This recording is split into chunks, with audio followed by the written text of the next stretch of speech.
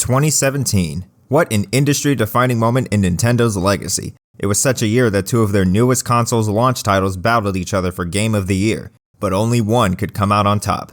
The Legend of Zelda: Breath of the Wild took the world by storm with its imaginative mechanics, vast, serene open world, and its "if you can see it, you can go there" mantra.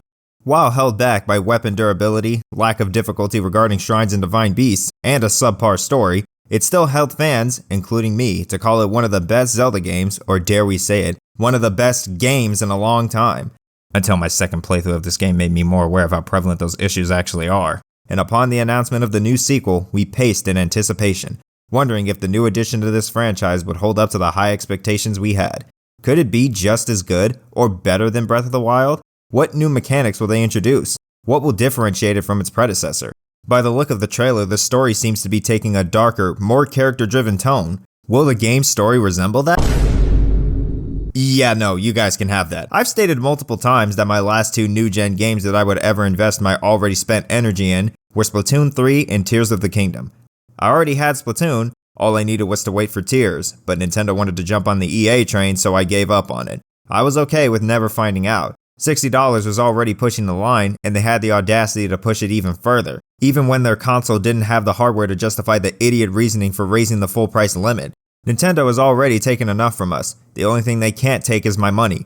Whether it's a masterpiece or not, I'll be willfully ignorant to it all. At least I'm $70 richer.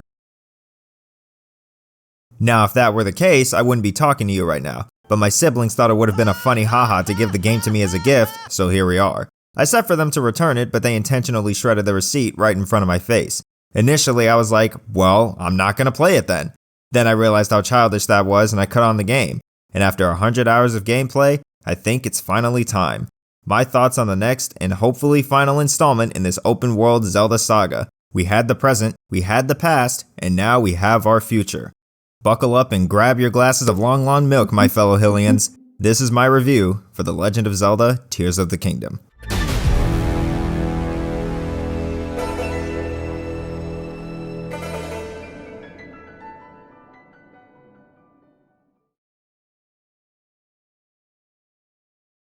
So if we're going to touch on anything first, it's going to be the most thought-provoking part that every fan of the previous game had been racking their brains to find out more about: the gameplay.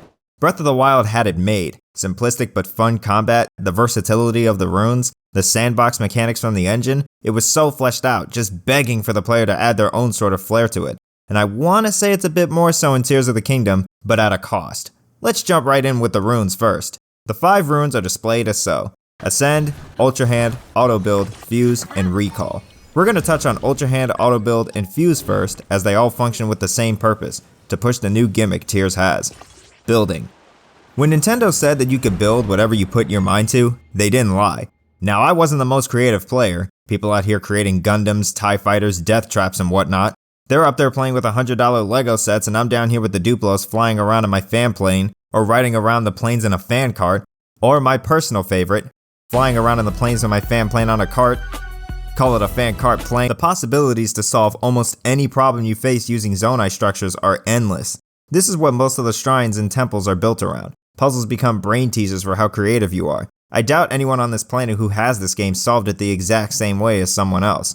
While that is a great sentiment, it does occasionally get kneecapped because some of the shrines can be solved in 2 minutes or less by abusing the recalled by the Ascended Ultrahand technique, or the route, patent pending, or in some cases, just throwing a weapon at a target, leaving a lot of these shrines to fall into the same rut that a lot of Breath of the Wild shrines fell into. Cool idea, but it's brain dead. Don't get me wrong, I have been put into critical thinking mode a couple of times, more so than Breath of the Wild, but generally speaking, if you know how to solve one of these, chances are you're not going to have any issues solving these shrines.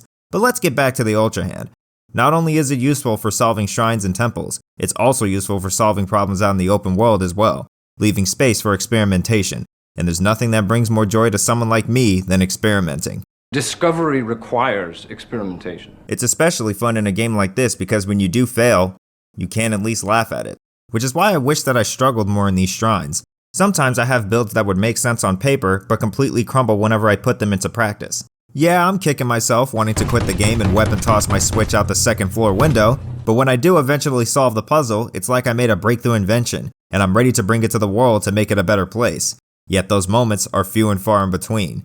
It's kinda why I wish they lowered the number of shrines overall. When I first started this game and I saw that I could only obtain 3 light orbs at the present moment, I thought that they were gonna make more condensed, more focused, more complicated shrines. Then they made me go find another one and waste it all on a heart piece. And all of my fears returned. The shrine started to feel more like a roadblock holding my light orb hostage, rather than a challenge to earn it. Upon entering these shrines, I'd be instantly drained moments after the text shows. They don't completely dampen the experience, but I do wish they got more love from the developers. I digress though. While the Ultrahand is plenty useful, it's also held back by 2 glaring downsides. To start off, putting things together at times is a hassle. The lack of a strict grid makes it difficult to have symmetrically sound builds. This is crucial if certain puzzles require your builds to be precise. Not only that, but if your parts aren't all on the same page, you'll have a car or boat with the shopping cart issue. It would also help in keeping things straight for all sides of our builds as well, as a means to make it as stylish as it is functional. Instead, you're at the mercy of this Dollar General drunken grid that only comes through whenever it feels like it. It works okay on some parts, but for many others, you have to make sure it's in a specific area, or else it's not going to make itself known. Sometimes it doesn't even exist at all, or isn't strong enough to keep your piece in line, so you have to constantly attach and reattach to get the sweet spot you were hoping for. Otherwise, the whole construct is going to fail. A grid that you can toggle on and off with one of the thumbsticks definitely would have helped in this case. As for number 2, the unstick mechanic, while fun, doesn't help much if your build consists of multiple parts. Take this build for example.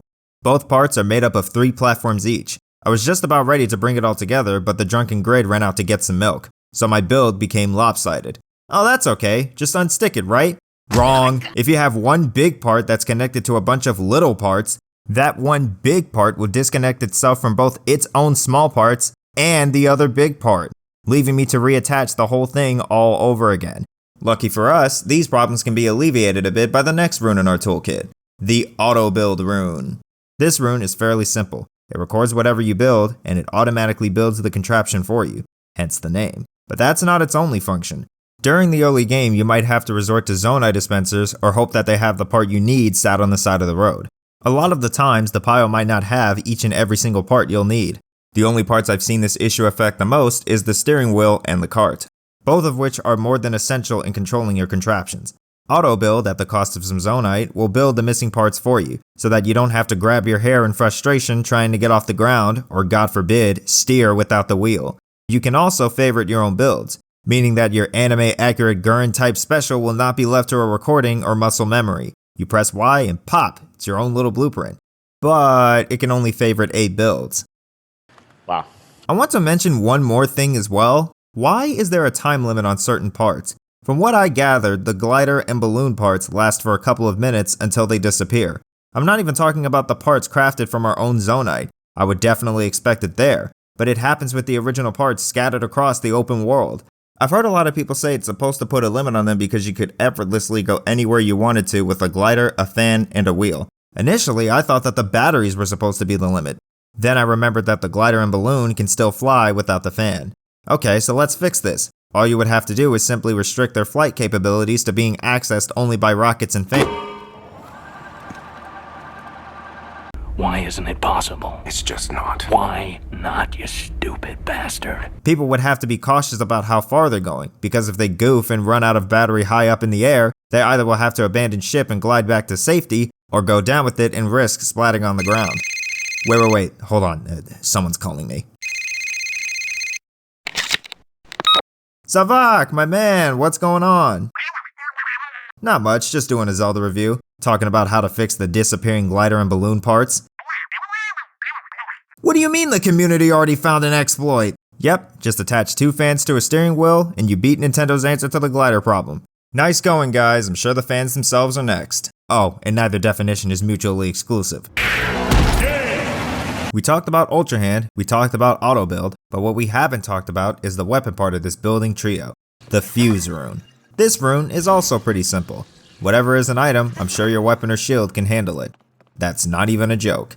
Of course, some items are more battle ready than others, but if you ever wanted to say, how about them apples while bonking up a goblin with an apple on a stick, there you go. While there are many ways to fuse your weapons, your shield and arrows are the functions that have a little more creativity. What with the bomb jumping and heat seeking arrows as opposed to the elemental changes for your main weapon or magic rod. You can use your shield as an offense-defense hybrid with the various emitters, or create a fan shield to give yourself a boost in the air. Be careful though, this breaks your shield in seconds, somehow. You can also connect bat wings to make your arrows go farther, or you can give them more damage by attaching them to different horns. That's pretty much all there is to it, although I have a couple gripes. One thing I cannot stand while using the fuse ability is that I have to fuse whatever item I need for the given situation each and every single time I want to pull out a specific arrow. From the slower scrolling to the compiling of all of my materials and the extra second and a half it takes to confirm my choice, it gets old really quickly and it makes me want to stop using arrows altogether. This makes itself even more known once you start exploring the depths. If you don't have giant bright bloom seeds, you're going to be doing this toggle thing over and over and over and over and over. Yes, you can throw them, but Link can't throw for shit. You play ball like a girl! This easily could have been fixed if I could just hold ZR, go to the item I want to pair with my arrows, and then scale how many arrows I want to be fused with that specific item. As I'm holding my bow, I can press down to open another menu for me to switch between different types of arrows I've created, so that I can shoot whenever I feel like it without having to fear the extra delay switching between sort by categories mid-fight for a bomb flower or an ice fruit. Next on the list of runes is Ascend. You look up at an eligible ceiling and teleport your way to the top. Results may vary. It helps a lot with scaling walls, getting out of dungeons and caves, and reaching key areas for quests. Finally, we have Recall. You reverse the object back to its original place 20 seconds ago. And to be honest, I'd rather have stasis back.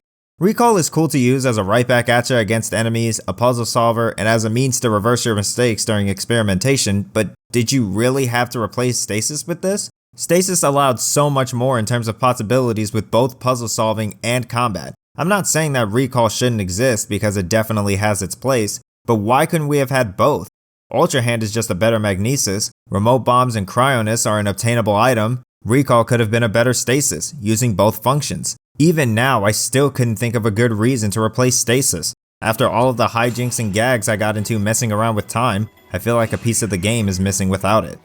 And that's it for the runes. We're not counting the map because it's a waste of space, makes the assassination of the stasis rune even more frustrating, but all in all, not a bad band of tools we got here. They could have had some wrinkles ironed out, but there isn't anything big enough to warrant the gameplay killing label, for the most part. Now what about the combat? The combat is still fun, however, it should have been more intricate. I've mentioned before that Breath of the Wild's combat was, fundamentally speaking, very simplistic. I always felt like there could be something more, you know? Especially after playing the likes of Twilight Princess, which is when I think mainline Zelda combat was at its finest. At the very least, there is some semblance of risk-reward with the different weapon types. The sword and shield is balanced, but you can toss the shield and ask for faster attacks and longer reach by means of the spear or extra power in the Claymore at the sacrifice of slower attacks. I was kinda okay with this in Breath of the Wild, but now that we're on the sequel, I didn't think it would be unreasonable to have a little more depth. Nothing groundbreaking or death-defying, but something, you know? Unfortunately, it's exactly the same. Aside from a new earthbending technique you learned from the Yiga clan, but it deals no damage and you can only use it if there's no weapon equipped, so ultimately it's pointless to have. Like I said before, it's a lot of fun to fool around with, but I can't say I wasn't disappointed. And before you guys start saying that I'm ragging on it just to rag on it, let me explain my position. Age of Calamity. Aside from the combo system, you could definitely see and feel how different each weapon was in terms of their strengths and weaknesses. The sword and shield, again, was balanced, but with risks in canceling your combos to charge your attack for a strong finisher. The spear established extra reach, not only in length, but in its wider hitbox as well. This is to make up for it being more reliant on constant combo strings to deal most of its damage, as its base power is weaker than the rest. You could also aim your spear while in the air and dash into it, beginning more combos. And finally, the Claymore had special, much stronger attacks that start with super armor at the cost of your hearts. Each weapon type had different characteristics that fit right in with different playstyles. Of course, the combat can't be as exaggerated in Tears of the Kingdom, being that Age of Calamity is meant to be on a larger scale focused solely on combat, but I can think of some ways to work these risk-reward systems into Tears of the Kingdom's exploration-focused world. First up is the spear.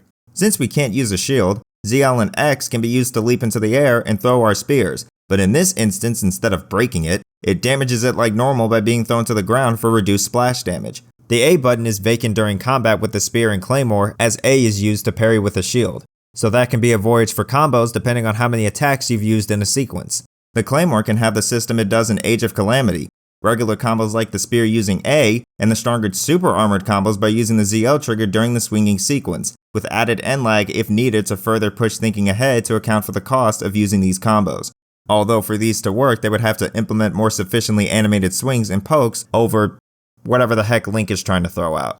But Dara, you say? How are they going to put these new moves on the ZL trigger? Isn't that where the targeting system is? Good question. Just move it to the right thumbstick and have it toggleable like Age of Calamity. This would allow us to switch between targets by moving the thumbstick left and right instead of mashing ZL hoping you can lock onto the preferred enemy in a crowd of monsters. But what about the scope? Just consolidate it to the camera rune and call it the binoculars rune. This seconds from trivial tool should not have taken up an entire thumbstick in the first place when the camera is literally the scope without a pinning ability. The fact that this issue carried over from Breath of the Wild just comes off as lazy because, let's be real, it's a filler keybind. Once you use the super combos, your hearts turn gray one by one per combo, and they can slowly recover over time. If you're hit during this recovery period, unless it was super armored, those hearts will not count towards the damage inflicted on you. So if you got 13 hearts and 12 of them are gray, you actually only have 1 left. The super armor will not work against the gloom, obviously, that would be busted. And finally, all you would have to do for the sword and shield is program the Twilight Princess moves in. The ending blow could be a cool execute type of kill move at a low percentage of HP, and maybe you could have special animations for different types of enemies, given that there's more variety with this entry. Using the shield attack to ward off enemies with shields in a game with breakable weapons would prove to be invaluable. The backslice explains itself. You can catch shielding enemies off guard. It can replace the flurry rush and deal double damage if you dodge at the perfect time, giving you chances to combo it with an ending blow. The reason why I say it should replace the flurry rush is because the flurry rush is absolutely broken. It's very forgiving and it's not that difficult to trigger.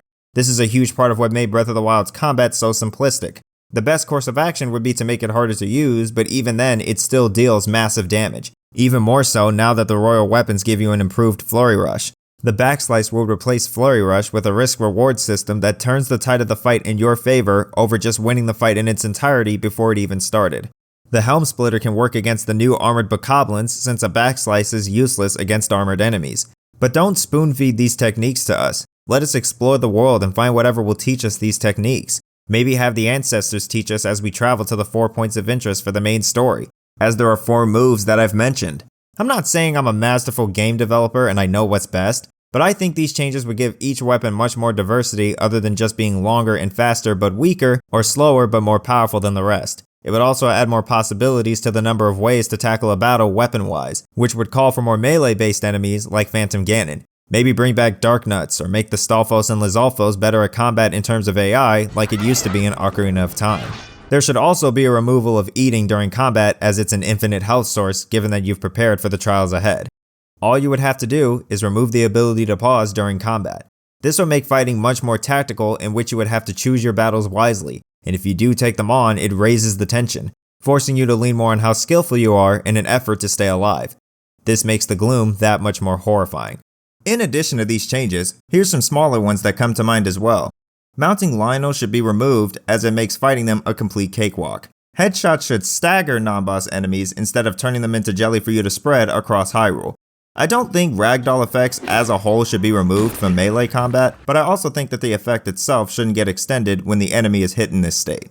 Now that bullet time is limited by how many arrows you've shot instead of by how much time you've spent in the air, if you pick up a bow that splits your arrows, which isn't too difficult if you spam Lionel mounting, you can pretty much spam enough headshots for an easy kill and still have enough stamina to get home in time for dinner.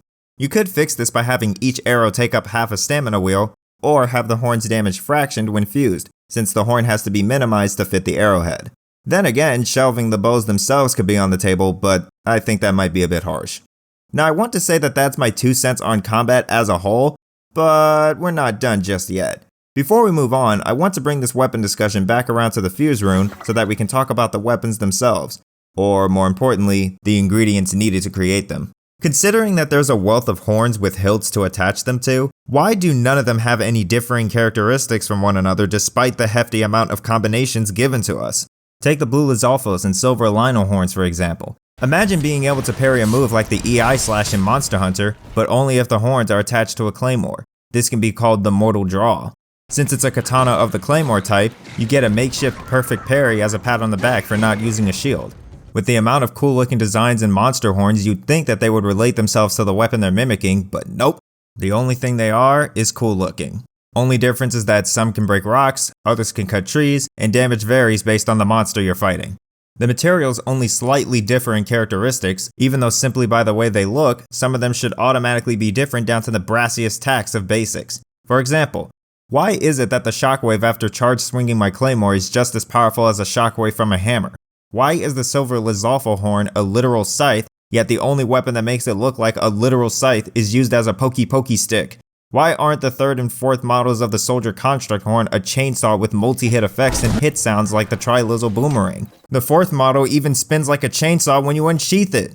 Why is it that when I end a sequence with my club, there's no shockwave finisher even though there is a gateway to doing so given how close his weapon is to the ground? Why does the Fierce Deity Sword not have beams in its normal attacks? I tolerated the Wind Cleaver having it in Breath of the Wild, I'm not tolerating it anymore.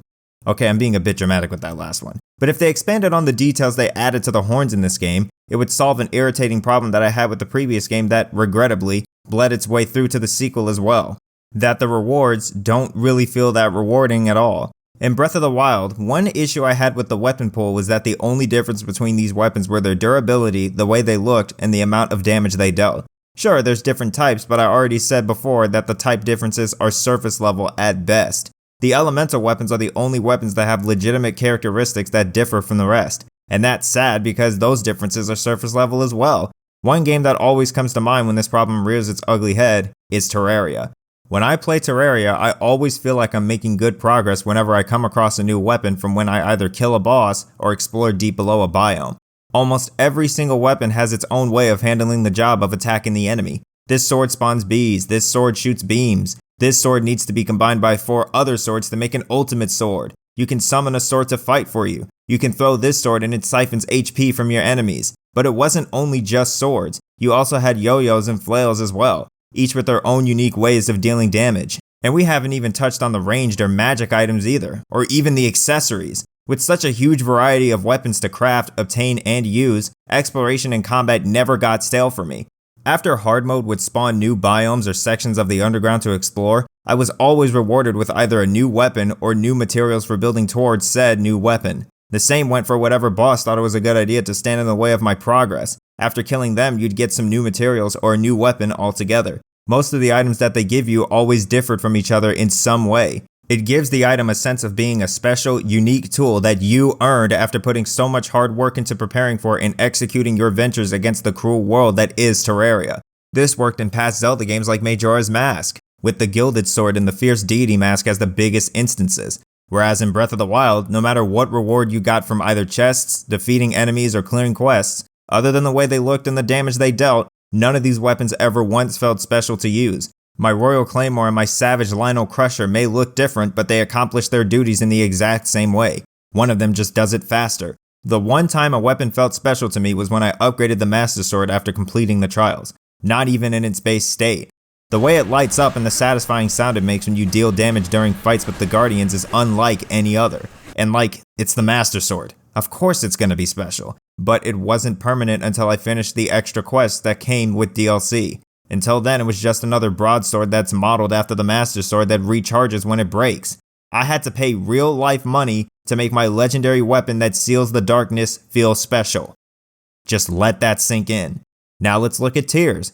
We got all these horns and the issue still remains. Sure, the base weapons have buffs like improved Flurry Rush, Quick Charge, and extra durability, but none of these ever felt special. It just slightly improves on a weakness or strength. It's not unique in any way, it's just more horns, more buffs, more fun! No, it's nothing but varying amounts of damage scaled across different models of monster parts. That's it. Other than all that, the combat is still fun. The Ultrahand and Fuse Rune still give it that play-it-your-way flair. A lot of the different avenues people have used these runes for in combat have amused me in ways I never thought possible. So I say all that to say, it's still okay, but it should have been so much more. Next on the agenda is the open world. This is related to the means of travel, the places we can explore, the whole 9 yards. I'm going to talk about a lot of the story aspect in conjunction with this segment as it has a lot to do with the differences between this game's open world and its predecessors. I'll definitely get to the big ticket items in greater detail at the back end of the video, but for now, let's talk islands. There are 3 different levels to Hyrule: the Sky Islands, Hyrule itself, and the Depths. First and foremost, let's talk about the Sky Islands. I don't think they should have been made. Listen. Let me explain. I kinda liked them at first. The atmosphere was ethereal, tranquil, serene. It's almost like a small village housing robots in the sky, mostly guiding you and getting used to the perils you'll encounter in your journey. You find the shrines, obtain the runes, talk to the big gear guy about the game's villain, push open a door, and off you go back to Hyrule. Here's the issue though. The find the shrines, obtain the runes part?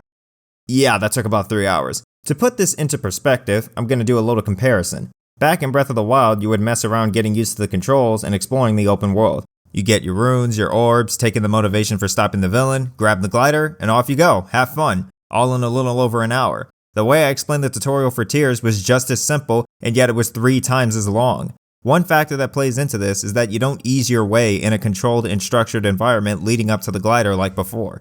Now that the Great Sky Island is much bigger than the Plateau, you're stuck scaling more walls than ever and running through long trails forwards and backwards, upwards and downwards with 1 stamina wheel. Also that you don't go splat on your way back to the ground. And what's worse is that you can't even fast travel until you've found the first 3 shrines. This makes both backtracking and getting to good vantage points yet another tedious task for you to waste your time on. This is why the tutorial overstays its welcome. A lot of it is unnecessary and it drags on for too long. No need to worry though, it gets worse. Just when you think you're done, you have to go back and find another shrine just so that you can open this super special door that has Master Sword mechanics for some reason. But Daura, that's where you learn Recall. That's why they make you go for 4 shrines instead of 3. I mean, given that I spend 3 hours using the Ultrahand, I see no reason why an entire shrine had to be based around it. Just let me learn how to use the Ultrahand through the open world, as it pretty much comes custom with the arm, and let me learn about the rest of the runes through shrines. Boom. Problem solved. But that's not even my biggest issue. The thing that irks me the most is the fact that you don't even get to choose where your first orbs go, like in Breath of the Wild. My initial way of thinking going into this game was, I'm gonna get one shot by everything regardless if I have 3 hearts or 10, so if I'm gonna build up anything first, it's the one thing that helps me travel this big ass open world where no amount of stamina will ever be enough. But nah, just force me to waste it on an extra heart for a mechanism that doesn't even provide me with the power to repel evil. It just removes what blocked me from playing the rest of this game. After that, I hardly ever came back. I put over 100 hours into this game, and I can say with clear confidence that barely 10 of those went to exploring the Sky Islands, with the majority of it being the long-ass tutorial and the temples that were placed there. With how much it was advertised in the trailers and the gameplay showcase, I expected more. It's essentially a bunch of scattered patches of Hyrule-like fields, with an orange color palette. Yeah, there are a bunch of buildings and ruins here and there to explore for chests, but the reward inside just resulted in a bunch of old maps that required you to go down to the depths anyway. The Zonai constructs that take place there are the replacements for the bokoblins below, and they're okay. The designs are cool, but that's about it. Fighting them doesn't feel much more different from fighting the Guardian Scouts and Shrines, other than their ability to fuse and lack of ability to shoot lasers. They never caused me to switch up my game plan in any significant way. Well, what about the bosses, you ask? The designs of the Flex constructs are actually well made. I like how they transform into different shapes and weapons, like a little murder Rubik's Cube. Although I don't appreciate the flashbacks to Tevat. Leave me alone! I'm about to sound like a broken record here, but a cool design is all they got. The boss never lasts long enough for me to see its potential. Just shoot an arrow at it, beat it to pieces, and take its mediocre attachment material that for some reason also doesn't count as a chainsaw. No matter the way you slice it, the Sky Islands simply don't have that much to offer over Hyrule. I usually forget that they exist until I start looking around as I'm riding my horse, seeing the structures in the sky, and then thinking to myself, oh yeah, you can go up there.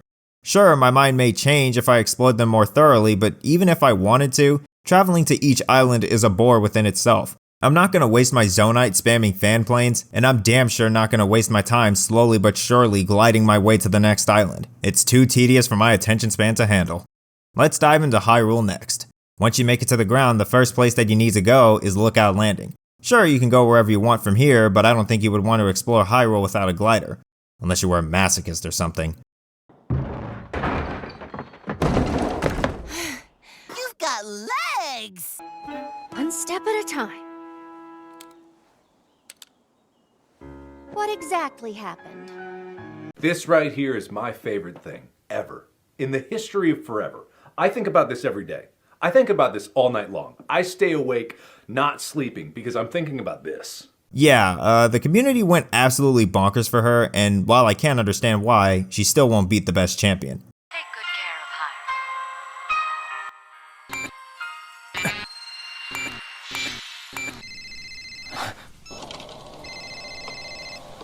of No, but seriously, I like this place. It's nice how the remaining Sheikah and Hylians in the area all came together to make some sort of regime. I like the little safety area below it, and I appreciate how this used to be a bunker for the royal family. On top of all that, they have a combat district, a scout district, and a research district as well. They're only trying to make sense of all that's happened due to Ganondorf's recent upheaval, as they like to call it, dissecting the gloom and its property on nature, studying the chasms, and finding ways to explore the Sky Islands. It's a nice touch, albeit a scratching the surface touch, as it never really goes any deeper than that. You're pretty much doing all of the work, and while some of the team says they're gonna help out or set up shop in a certain area, they're usually nowhere to be found with the exception of some of the rally side adventures where you clear out enemy troops from various locations with different squads sent by Lookout Landing.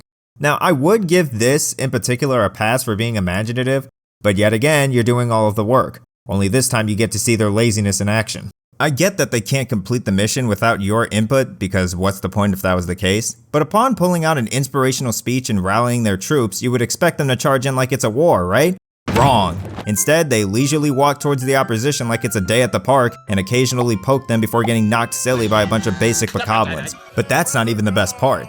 The main soldier leading the charge on their horse, you know, the one that gives out the inspirational speech, stays out of the entire fight. Even if they're getting attacked, they just stand there cheering their troops on. Who are you, General Krell? That's not leadership, that's treason. If you're going to implement an AI system this lazily, you might as well have not put it in at all. You could snap them all away from this fight, and I promise you that it wouldn't make a difference. I've mentioned before that the team doesn't do much to help you, not even the researchers that are supposedly exploring the chasms. The only one who's given me direct help by coming with me to the depths was Robbie, but that only served as an intro to the depths. After that, you upgrade your Pad with him as per usual, and never talk to him again unless you're mental enough to complete the compendium.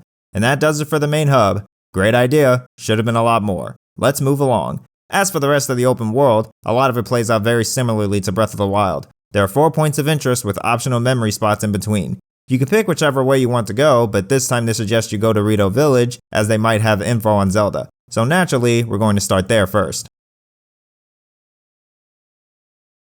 The Rito Village is in deep trouble. A blizzard from an unknown source has shrouded the area, and it's making the delivery of supplies difficult, leaving the Rito in a famine. Tulin is restless over this, but Teba decides against his actions as he thinks Tulin isn't ready.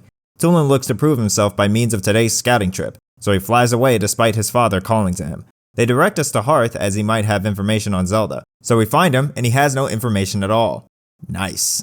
He instead directs us to Tulin. Upon finding him, Tulin tells us that the enemy has taken his bow. This is where we learn about the Sage system in Tulin's Gust, which is a small boost of air that pushes you forward. It's not bad, it's definitely one of the better Sage abilities, being that you only have to glide in order to trigger it, but the fact that it only pushes you forwards and not upwards like Rivali's Gale kinda makes this a lesser version, as I find being pushed upwards used to help a lot with climbing, which takes up quite a big chunk of my playtime. It would have been a much more useful ability if I could do both. Don't get me wrong, it is useful when covering small distances, but if you're gliding to a faraway destination, it's close to insignificant. A fan shield could do better, but the durability system exists, so Tulin's all you got. Once we kill the monster and get his bow back, we get to see him in action, and he doesn't pull off a single shot. Granted, I took care of the bokoblins in record time, but arrows shouldn't take 15 seconds to fire. Yes, I counted. After killing the group, Hearth meets up with us.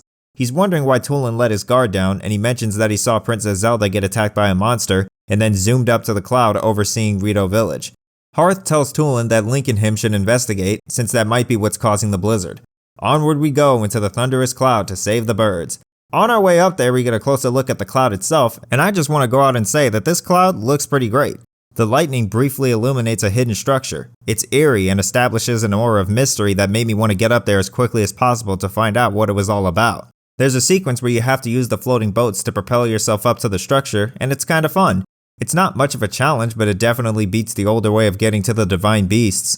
After a few more hops, we finally make it to the Wind Temple, and a voice calls out to us giving us the lowdown on how the temple needs to be solved in order to stop the blizzard. It's pretty much the same as the divine beasts, but there's 5 terminals instead of 4, not counting the lightning temple of course. The good news is that the puzzles are more elaborate. The bad news is that it's not by much. I didn't struggle with a single puzzle nor enemy, as it's just a bunch of Zonai grunts. While it is a breeze, I do like the gears puzzle, where you have to use an icicle as a tool to turn the other gear, and the slab puzzle, where you use recall to keep the mechanism rolling as you go through the gate. They weren't difficult in the slightest, but they did require a bit of brain work to figure out. Hopefully this is just a taste of what's to come. After completing the terminals, we unleashed the monster that inflicted Rito Village with the famine-ridden blizzard, and this boss fight was as brain-dead as it gets. I was so taken aback by how easy it was the whole time I was wondering if that was all.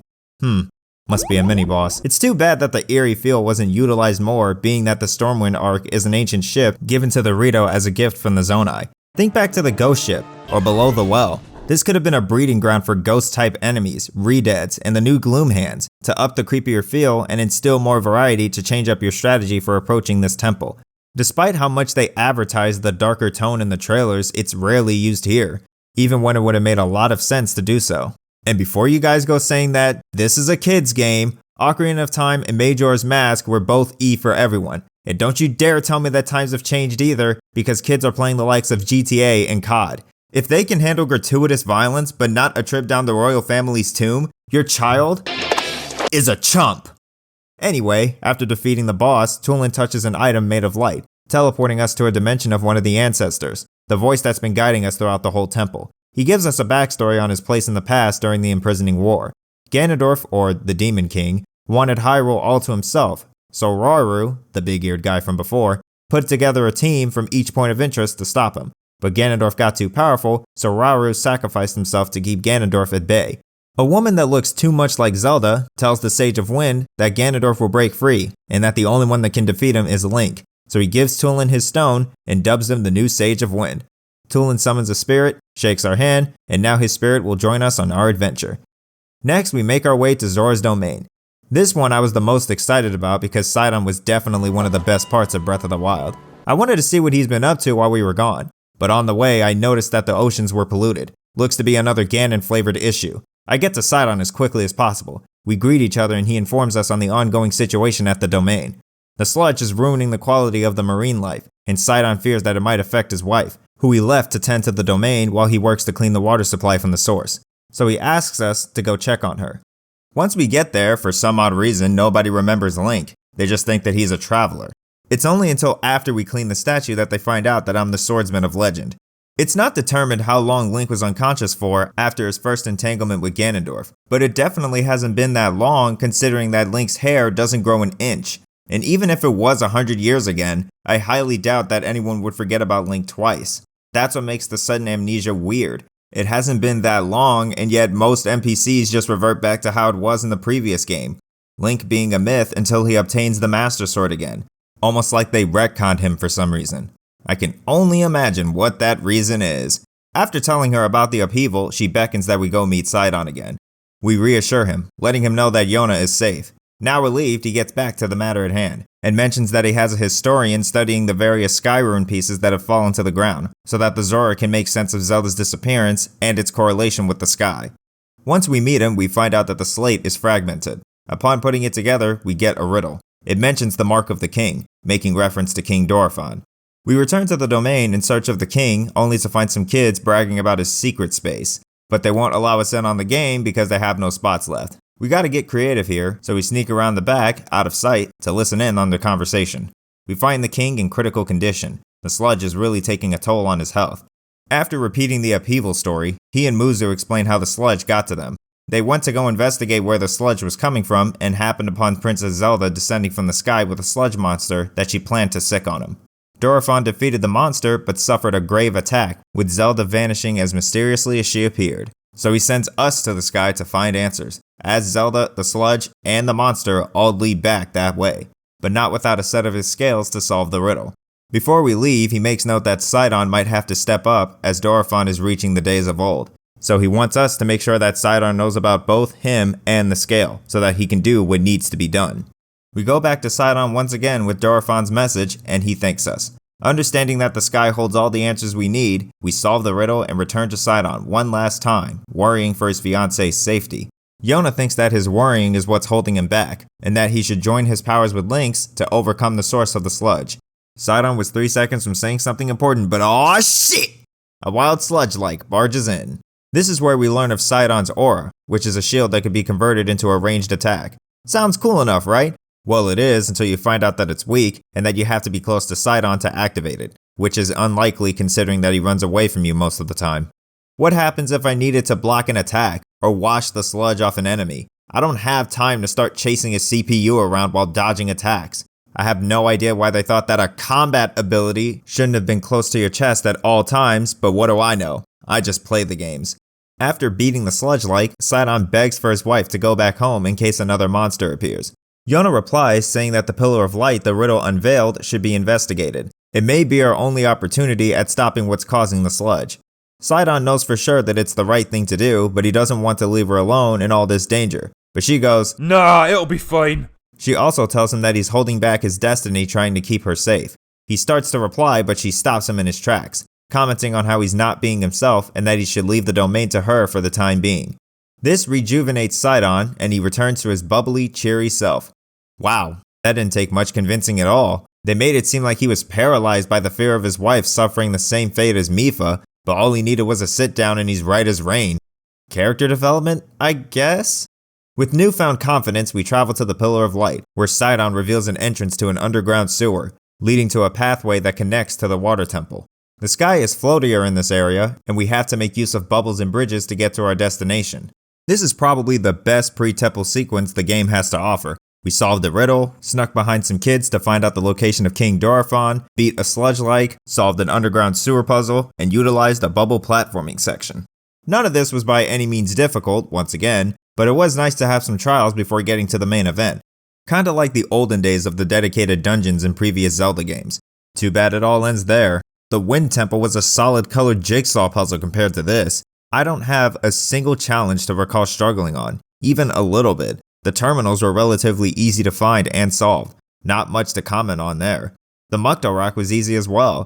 Yes, I did die because using Sidon's aura was a complete chore, as I either couldn't find him or if I did find him, the shield would break down from the constant projectiles, nullifying my chances to use the attack.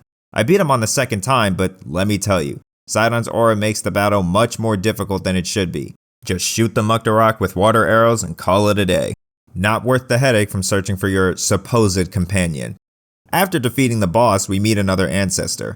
That tells us the exact same thing that the previous Ancestor told us. All of the Ancestors do this, and it's insufferable to hear well after the first time. It's unskippable as well, so you're stuck being waterboarded by the exact same words 3 times over. This problem affected Breath of the Wild in the past, but at least the champions expressed their own reactions to their defeat and seeing Link again after so many years. For some odd reason, they thought it was a good idea to exacerbate the problem as opposed to simply fixing it. While each of the champions had varying personalities and quirks, the Ancestors are faceless and non-emotive. Add that they repeat the exact same dialogue, and you got a band of robots that do nothing but needlessly halt the pacing of the story with useless information. So for the sake of time and your sanity, I'm gonna skip the end parts from then on. Sidon shakes our hand, we get his vow, and his spirit joins us on our adventure. Death Mountain's off to a great start. A lot of the Gorons are lost in a daze due to some tainted rock roast. This special roast is founded in mind by employees of Yunobo Co. As we investigate, Yunobo steps in, under the impression that all is well. He's taken up a bit of a tycoon tyrant personality and looks to be upset that we visited. Looking at this, I was excited to see how it all was going to turn out. Maybe he's upset at us for being absent during the upheaval, and the destruction put Goron City under difficult times, so he mines the rock roast to make ends meet, as per suggested by Zelda, thus the creation of Yunobo Co. Over time, he's gained resentment towards us, and we have to win him back.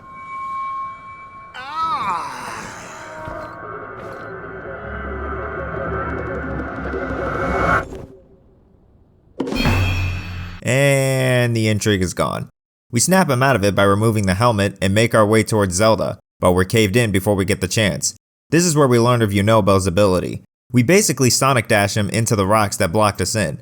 However, that's not its only purpose. When we climb Death Mountain, Zelda walks straight into the volcano, and a monster named Moragia emerges from it. They hand us a fan plane to fight it, and Yunobo becomes a cannonball for it. Now this might actually be useful. On the ground, it still falls victim to the "stop running away from me, we're on the same team" issue, but the Zonai builds have a built-in cannon to defend themselves now. which is actually kinda smart, until I never really found much of a reason to use it because I was barely in a situation where my build was used for combat. Just like the ability before it, I pass it off and only trigger it by accident whenever I pick up loot after finishing a battle. Fighting the mini-boss is simple, just blow up the 3 heads and you've won. Probably the worst pre-temple sequence of the rest due to it being too short and too easy. Luckily, this temple makes up for that a bit. The fire temple is quite unique in that you have to use minecarts and levers to make your way through the different floors of the temple. This brings some complexity to the puzzles, and it's a lot of what the previous ones were missing. Analyzing the different pathways and remembering what buttons needed to be pressed at what times while also being put under fire by enemy Zonai constructs. I so wish these were gloomed lava themed enemies. It started to feel like I was finally being challenged for once, until I found out that you can climb and ascend. And the intrigue is gone. Aside from the minecart tracks, the puzzles were easy here as well. Not as easy as the water temple, but it didn't get any harder than the wind temple either. Which pains me to say because I really liked the minecart system. I wish they dove into this more than they did, but it is what it is. Now remember just 5 seconds ago when I said that this temple isn't as easy as the water temple? I can't say the same for the boss. I only went through a break its legs cycle twice, and that was it. Not much to comment on that one either. We sit through another unskippable backstory cutscene that played out the exact same way as the last two. Yunobo shakes our hand, and his spirit joins us in our adventure. I'm sure you're starting to see a pattern here. Finally, we get to Gerudo Desert. Aside from Karakara Bazar, the place is barren, overrun by sand dunes enveloped by a dust storm. Not even Riju is in her throne like she used to be. After a bit of exploration, we find out that the villagers here are holed up in a bunker, just like at Lookout Landing. I assumed we'd be able to walk in, being the swordsman of legend and all that, but nope, we're merely referred to as a peeping foe that can't reach to see if he wanted to. But I did anyways. Because I'm an asshole. So we gotta find another way in. You have to go through the sewers and ascend to their location. After ascending, the troops were ready to cast me out, but Riju's handler finally makes the connection that I'm the one who saved this place from being turned into lightning rod fodder for Naboris. I half expected Riju to show up, but Buliara mentions that she's hard at work to rid the town of the Gibdos. Okay, you got me. I'm invested again. Riju has to fill in Urbosa's shoes as the chief of the Gerudo, and her mettle is tested now that the physically resistant Gibdos are on the rise. They may play with the idea of overworking yourself to stop a threat that cannot be deterred alone, setting yourself on fire to keep others warm. The opening cutscene hints at that being the case. We might actually get some real character progression here. Nintendo might go through with the conflict and let our hero struggle to rise to the occasion for the greater good. Somebody give me a chair. After a short tutorial on her ability, which is basically a lightning strike following the impact of your arrow within the given radius, she solves her problem instantaneously. No hiccups, no hurdles to jump, just a minor inconvenience. The beauty of pretend level storytelling, am I right? After hearing the Ancestor's voice, we get word on the Gibdos attacking the Bazar. Riju comes to their aid and the sequence begins. The sequence itself is fine, but Riju's ability leaves a lot to be desired. Not really in how it works, although I think it's a bit overpowered since it one-shots one of their scariest new enemies, but really in how the balancing aspect works. Not only do I have to wait a couple of seconds to get the max range of her strike, you also have to wait for her cooldown to end as well. I get the cooldown part, but why do I have to wait for her range to expand? It's completely unnecessary. At least with Sidon and Yunobo, I can use it instantly. Both accomplish what Riju's ability does with the Gibdos, so I ask, what's the point? In fact, now that I got all the vows under one roof, I can finally dissect the system as a whole. The Sage system was another great idea, gone to shit. Nintendo, let's get something straight. You cannot have a buddy system and then give them abilities that would have worked just fine as a Breath of the Wild type power. I don't care that all four can be deployed at the same time, and I don't care that they poke sometimes either. With how clunky the activation process is, and the fact that the sages don't even completely join us to save the world until smack at the end when they clearly have second in commands to look over their places of residence, not only is it counterintuitive, it's just lazy. If you want buddy systems done right, look no further than Kingdom Hearts 2. That game perfectly balanced having extra teammates on your side without having them dumpster the enemy regardless if it's a boss or a grunt. This is mostly due to Kingdom Hearts being more combat focused and much more challenging, but you can't use that as an excuse anymore because Tears of the Kingdom's Sage system, excluding Tulin, is nothing but combat based. So I'm going to compare Tears of the Kingdom to Kingdom Hearts 2 as a combat-based RPG in this instance, whether you like it or not. Here we go. The teammates you have would deal adequate enough damage without completely overwhelming the enemy, and would also have special abilities / combos for certain situations. The abilities and combos used throughout the duration of the game are always in a constant flow, and that these moves only require you to press 1 or 2 extra buttons at specific times. This keeps the progression of fights smooth and without petty interruptions like running after your teammates trying to activate their weak sauce skills. And what's more, is that you can sacrifice 1 or 2 of your teammates for a short time to use different forms that unlock extended combos and can revolve around either physical or magic DPS, sometimes both. You can mix and match whatever weapons you obtain, taking on buffs and upgrades from both weapons equipped during that form, given that the form dual wields, making the initial sacrifice that much more effective. As an added bonus, these teammates would also join you on your adventures, giving their input on occurrences not related to their own worlds, i.e. the Heartless, instilling a clear presence not only in the gameplay, but in the main storyline as well. Whenever Sora brought up the fact that he had his friends to help him, you felt that through and through because they did help you. A lot. This is part of what makes Kingdom Hearts 2 great, and it's part of the reason why the Sage system is such a waste. Instead of bringing along the characters themselves, they made them create spirits, or if we're going to translate that in a way that AAA companies can understand, lifeless, boring NPCs shaped like your favorite characters that attack occasionally and never speak as to not cause the devs to put in more work to add more to the story. Because in order to have this work in the way that Kingdom Hearts did, they would have to revamp all enemies to become more durable and difficult to fight, they would have to put more time into making the combat more complex, and they would either have to animate and voice act different situations that account for the various avenues that different players could go through, or they would have to make the story a straight line, only letting the players access what makes sense within the main story. They were slightly going with the latter after divulging that more information on Zelda could have been found at Rito Village, but it never mattered anyway because the people you were told would help you find out more about Zelda did not, in fact, help you find out more about Zelda. They could have went back to linear storytelling, but they didn't and instead tried to come to some sort of empty middle ground that accomplished absolutely nothing. Another wasted opportunity. So how can we make it better? Remove the buddy system and revert back to Breath of the Wild's power system. This would push you to make binds and combinations for their abilities since the stop running away from me we're on the same team issue renders them useless. With the abilities that the Sages have, the power system definitely makes more sense with the way they're designed. But the game is a sequel, so we have to push in whatever we can to help justify the sequel title. I know, let's implement a new system that we know we have no business trying to develop and just shove it in without a second thought. It looks cool in the trailers, so that'll be sure to get us tons of pre-orders. What's $70 price tag? Anyway, we beat the Gyptos and we spot Zelda heading towards Gerudo Town. We make haste, but the voice returns. Come. Come. Right before Gypto nests spawn on the outskirts of town. Now we're put into a full frontal assault with the occasional alert from Riju at how close the Gyptos are on different sides. This was easy as well due to the fact that the Gyptos are slow as hell. I wish they would start crawling out of the gate to administer a sense of urgency, but sadly the animation is only triggered if the nests are broken. It would also be cool if the Gerudo soldiers fought with us side by side, but they just stand there, as per usual. One thing I did like about this mission is that Riju talked. A lot. What this did is it made her feel more like a mainstay in the story via gameplay. Yeah, the previous sages spoke occasionally, mostly whenever you got thwomped or were at critical health. But here, it feels like we're working together in harmony with Riju to stop this threat. I would have killed to hear more voice acting while working with these guys throughout the sequences before. This sequence makes the spirit system feel that much more hollow in comparison. Another one for the wasted pile, it seems. After defeating the Gyptos, Riju tells us of a riddle down in the bunker, which is basically turning these structures into different directions, creating a triangle that reveals the Lightning Temple's location. But before we can enter in, we actually meet the boss for this temple quite early. I've heard a lot of people say that Queen Gypto is the best of the bosses, and I gotta say, they're not lying here. She's hard to pin down and hard to hit. She moves quite fast and doesn't fall prey to the stun effects of the arrow headshot, regardless of the elemental type.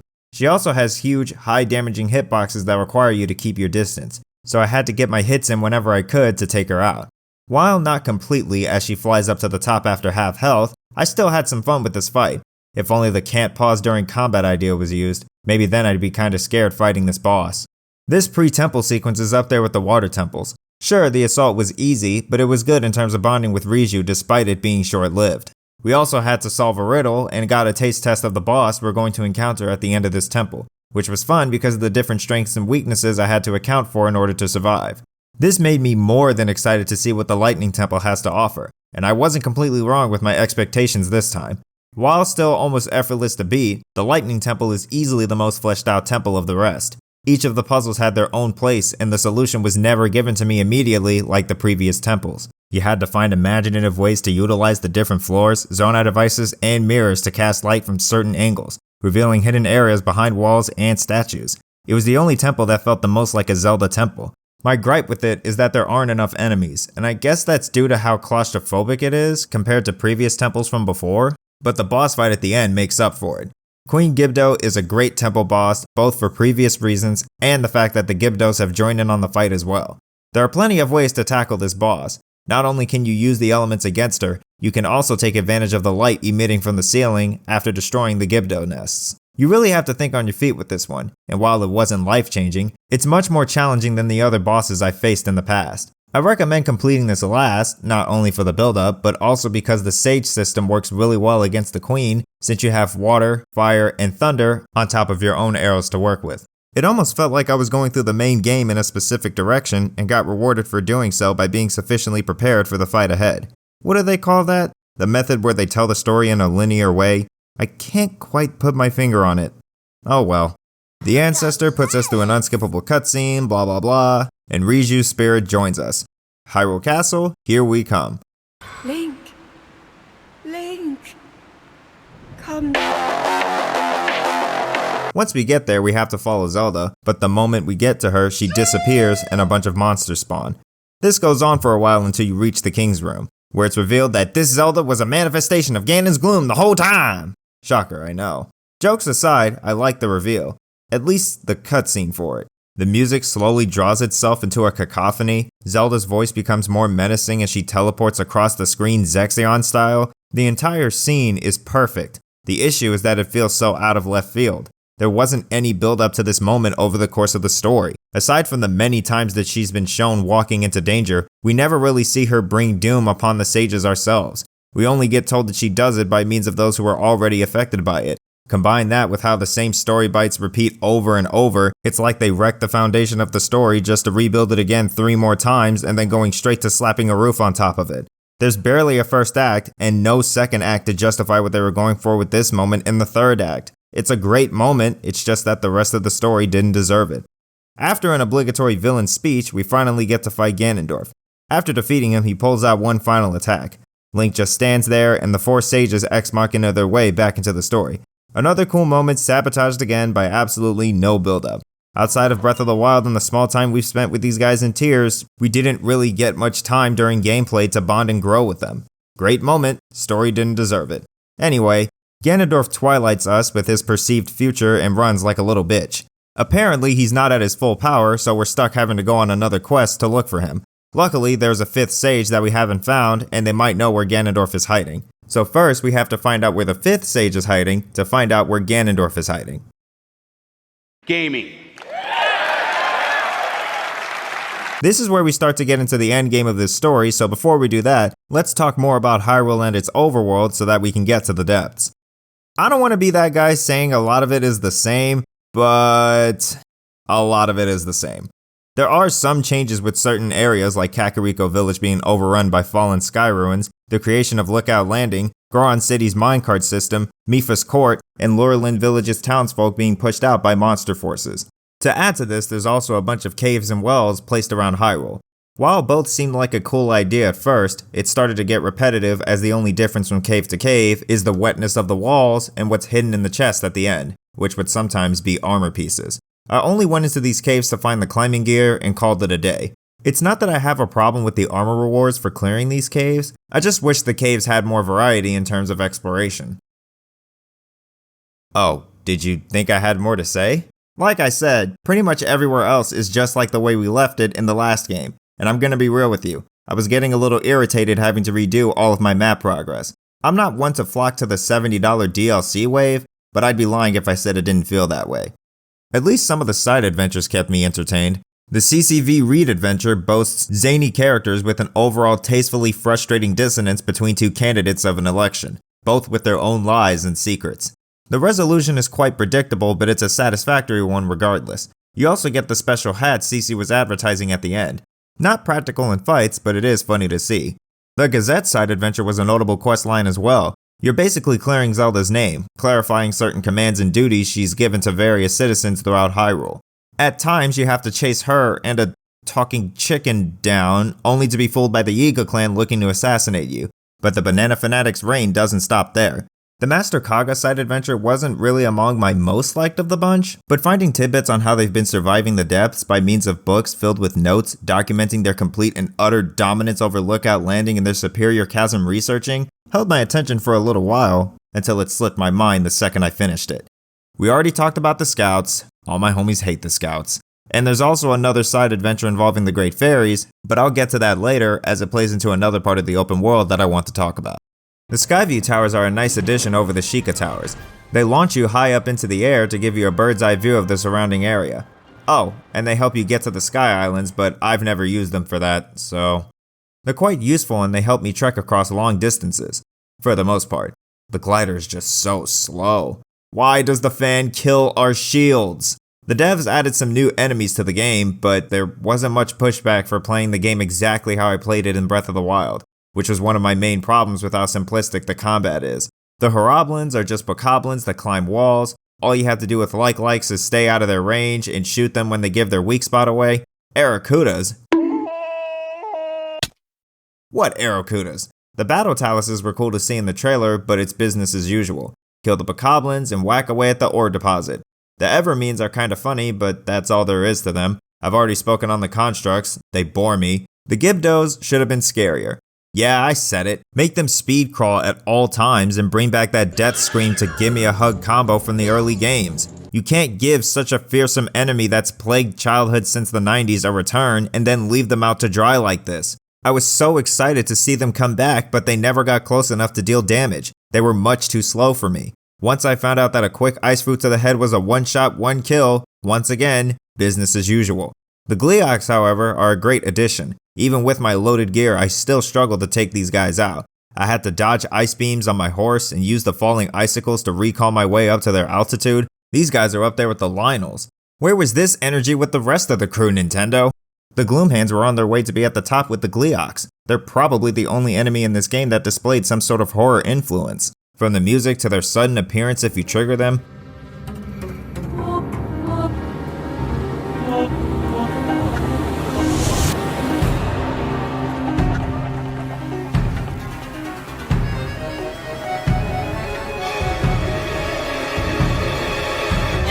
Then all the fear is lost when all you have to do is find a way to bullet time, aim for their eyes, and that's GG's. If they were more durable and never got interrupted by headshots while relentlessly chasing you, it'd give the Wall Masters a run for their money.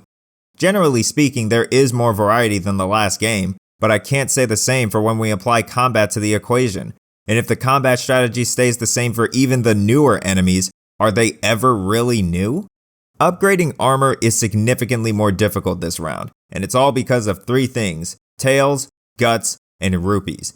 Due to the horns being a guaranteed item, it's pushed more important materials away, making them harder to obtain now that a new piece has been added to the loot pool. Check this. I'm trying to upgrade my sand armor, right? But only the helmet and the spalder because the feet are reserved for the sand boots. To fully upgrade the helmet and spalder, I need 26 Ice Breath Lizalfos tails. Okay, I said. I got my work cut out for me. But after killing every single Ice Breath Lizalfos my compendium could get its hands on, I managed to gain a whopping total of 3 tails.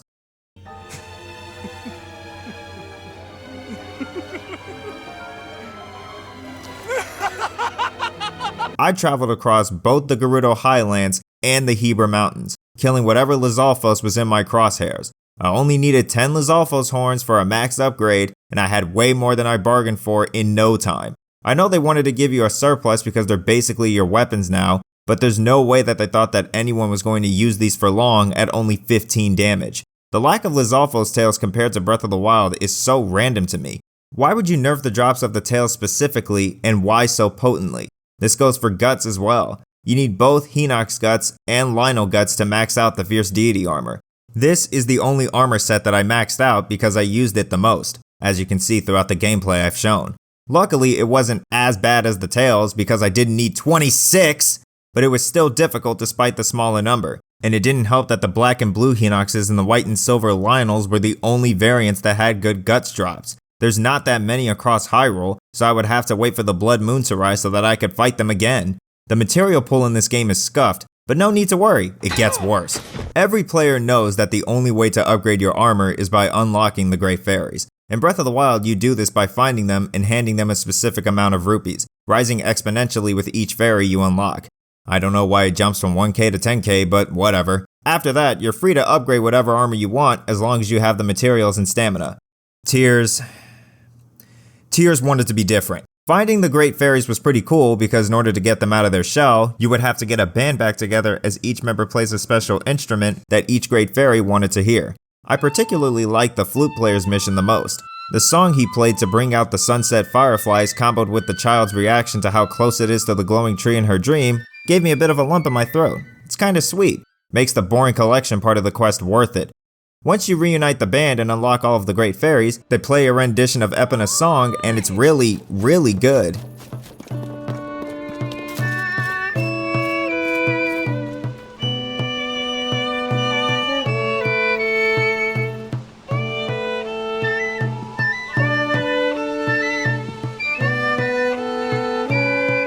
I can see why there used to be a band. So it would all be smooth sailing from here, right? Just walk up to the Great Fairy with all the materials you've worked so hard to accumulate and get to upgrading, right? Wrong! Each upgrade costs rupees now. I mean, that's fine. Unlocking the Great Fairies was free, so it would only be natural to make it cost. Sure, you could say that, until I bring up that rupees are harder to get than ever before. I haven't found many chests holding them. Selling monster parts are sort of obsolete, being that a lot of them can be used for weaponry, and ores sell for way less now. This is what drove me to stick with 3 upgrades instead of max. You make it harder to get rupees, and yet you demand more rupees from me. I only upgraded the select few I knew I would need for my travels. Imagine those who would try to max out armor for every situation. They'd be sucked dry the whole game. And do you want to know the icing on the cake? If you go to a Great Fairy and take a look at the rupee cost, it's called labor. The Great Fairy gets paid to violate us, and they have the audacity to call it labor. Excuse me while I recall to a time where the band stayed split apart and the Great Fairies were left scared of the gloom for all eternity. The fact that the material drops got nerfed and that we have to find more rupees during a recession because the Great Fairies didn't think that Link's virginity was good enough is such a mind-boggling change from the devs. I'll give these guys one revamp though. The Horse God, in exchange for some cooked meals, will upgrade attributes for your horse. It's a cool system to make any one of your horses, no matter the color or pattern, the best horse to ever grace the lands of Hyrule. It takes a lot of cooking and ingredient finding, but it's worth it. The extra speed is night and day. Now, what do I think about the Korok Seeds?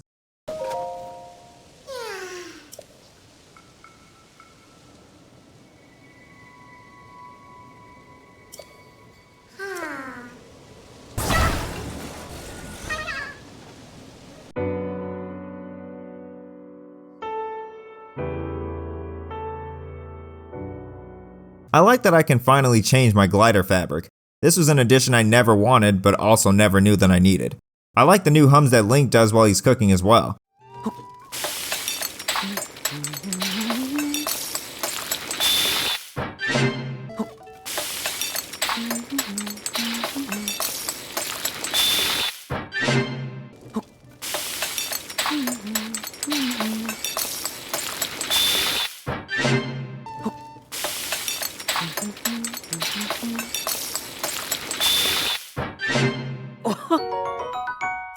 It makes it seem like he enjoys what he does and adds some pep to his step. But why'd you make the original hum offbeat, Nintendo? It was so iconic.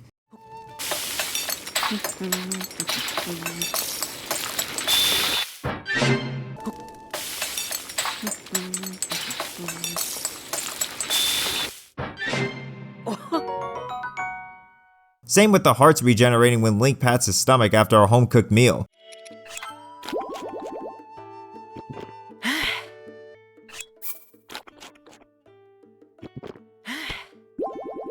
It's just more satisfying this way. On the less mixed side, I do like that if you're full on equipment, whenever you get a reward from a chest, it lets you scroll through your bag to see what you would want to replace with it. It's too bad that this isn't the same for weapons that enemies drop though. Now before I close the open world section, I want to bring to light a couple things missing from Tears' world that makes my comment on Link's remembrance much more than a simple mention. And it has everything to do with the aftermath of Breath of the Wild. An aftermath that should have happened, but mysteriously never came to pass. What happened to all of the guardians and the divine beasts? What happened to the Sheikah Slate, and the shrines, and the Sheikah Towers? Why is the Shrine of Resurrection gone? It was such an important tool and landmark, and it's not there anymore. I was immediately saddened by the consolation prize of the measly hot spring. I see a lot of people try to explain this by saying that it was all dismantled out of fear of the Calamity taking them over again. Well, excluding the Guardians, the Master Sword could barely put a scratch into the structures built by the ancient material, so I highly doubt that regular tools could break it all down. But for the sake of argument, let's say that that was true. What happened to all of the broken down materials? Why break down the towers? I don't remember Ganon infecting those. You can use Guardian weapons and armor against Ganon in the final fight, can't you? Why didn't they recreate things out of them, like armor and weapons, and more Sheikah Slates for others to fast travel with? Well, all of the materials went to the construction of the Skyview Towers. All of them? Most of the material utilized for these towers is made up of wood and tarp. If every shrine, tower, and divine beast somehow went into the construction of these towers, and these towers alone, then I'm sorry, you guys have awful contractors. Well, a lot of the shrines fell down into holes because of the upheaval. Why don't I see them in the depths then? Do you see how problematic this is? With every hole you try to patch, a new one appears. This is where I think that they retconned Breath of the Wild as a whole to make creating this new story easier for them, so that they didn't have to worry about continuity. That's all well and good, but for this new story, you used previously established characters that mentioned, albeit very vaguely, past events that occurred in the last game. I made note of this when I talked about the villagers of Zora's domain that forgot who Link was. He was only gone for a short amount of time. How did you guys forget about him that quickly? Not even the champions are mentioned much throughout the story either. It's Halo Infinite all over again. If you wanted a completely new story, why didn't you come up with the bright idea to put this in another world, instead of the exact same one as the story you're trying to retcon? Even Infinite got that part straight.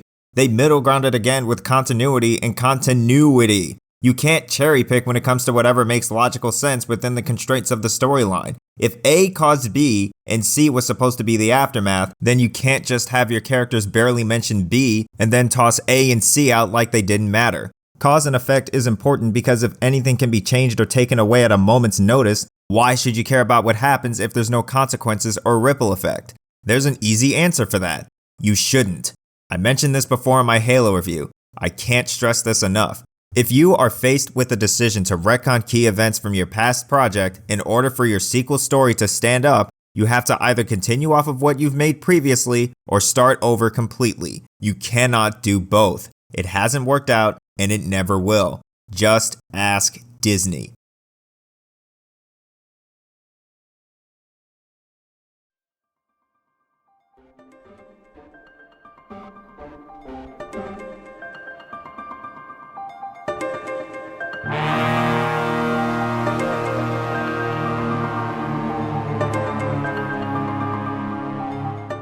The Depths, the world under Hyrule, the Gloom's playground, a vast land filled with mystery and wonder. This was never shown in the trailers, so upon seeing this for the first time, I was surprised with how much there was to explore. It's almost the size of Hyrule. I couldn't wait to dedicate hours of my life working to uncover the secrets of this hidden realm.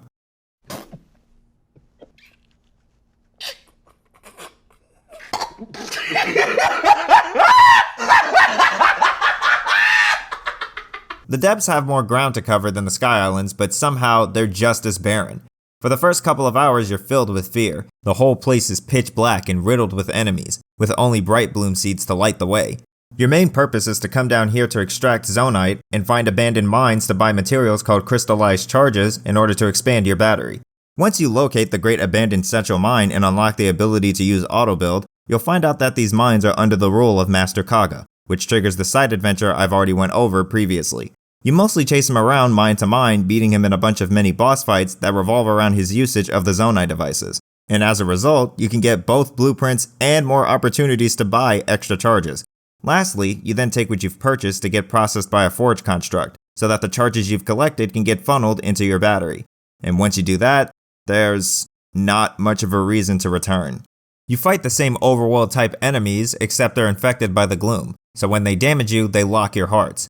For a minute, the tension was quite high, but then I remembered that my combat strategy didn't have to change, so it fell just as fast as it rose. The scenery stays the same, and it starts to get boring to look at, with the exception being the Fire Temple, but after completing it, you have no reason to return there either, so you only experience one change of scenery throughout your entire stay here. No matter if you're paralleled with a snow biome or a desert biome, the only thing that changes is the enemies that take place there, which, as I've mentioned, are just the enemies from topside, with a little gloom seasoning. I could be wrong because I haven't explored all of the depths, and I don't really plan to, so if I am wrong, I'll take the loss. The Bright Bloom arrow thing, as I've mentioned, needlessly slows down my exploration process. If only they let you craft specific arrows in bulk, traversing the depths might have been less tedious. But it doesn't really matter all that much anyways, because if you don't touch any of these light roots, your bloom progress will get digi-deleted the moment you leave. And what makes these light roots dumb is that they're word for word, bar for bar, placed exactly where every shrine in the overworld is. I don't care about finding them, that's part of the fun. My problem is, why the hell isn't the light root system parallel to the Skyview Towers? I'm not gonna waste time trying to find 120 pseudo shrines just to be able to see the entire map, especially when there are close to unclimbable walls around every single corner. So you know what I did? I found the mines, maxed out my battery, and never came back here again. It's too repetitive, too big, and not enough substance. There was a cool idea here with the darkness and the gloom. I like that you were forced to use Zonai devices to travel, as your horse would not survive down here. Although it makes the fan plane disappearing so much more annoying now that you need it more than before. I also wish that there was more of a purpose to explore down here as well. Imagine being able to find out more about Hyrule's history with the Zonai. I mean, this is where Ganondorf was held all those years, and it's where Zelda found those murals at the beginning, so it would only make sense to have a lot of the story progress down here, right? Wrong. Like many other ideas for this game, it was never expanded upon, and it instead is thrown away, piled up with the rest of the wasted ideas in the dream graveyard. Bloop. So yeah, the depths, cool at first, mundane as time goes by, no need to ever come back after maxing your bats. Is what I would say if I was done with the main story. Too bad for us, we have to come back here one more time to find the fifth and final sage. After a lightning ceremony causes an island to rise, we push a door open to what looks to be an owl head. After putting it on a pedestal, it takes us back to the depths, where we find Mineru, the Sage of Spirit, fractured and without a body. Naturally, we have to put her back together. So the 4 storehouses go like this. You grab a mech piece and work to get it back to Mineru through Zonai device puzzles. The puzzles were easy mode. I did struggle a bit on the first one, but I was an idiot now that I'm looking at the footage again. I routed my way out with no problem, and from then on it was nothing but smooth sailing. Once you put her together, you get to ride her, drive her mech. Intrigue has perked up again. This is what the Zonai devices were leading up to. This is the climax. So I hooked up the lightning emitter and the spiked iron ball and got to work. The mech sucks. It's slow, weak, and the best part of all, the items you attach to it has a durability system. Not even a damn mech, made out of nothing but Zonai technology, can escape the chokehold of the durability system. Jesus Christ, Nintendo, can I have fun? You couldn't have kept it in your pants just this once? Upon knowing this, I wanted to end this sequence as quickly as possible, so I spammed fans until we made it to our destination, only to get stuck in a boss fight with her previous construct.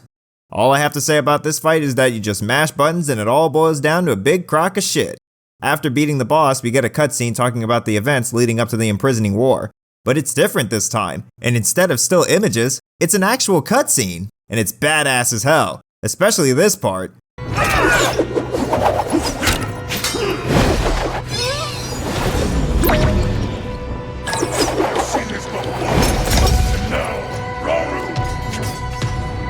That pride will be your downfall, Ganondorf!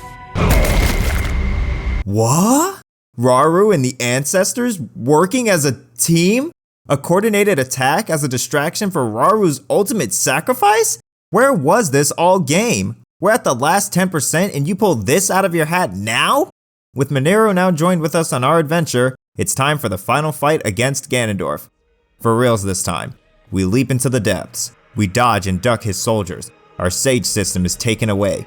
The chants drown our ears. The Master Sword is ready, and we take one final dive outside Ganondorf's door.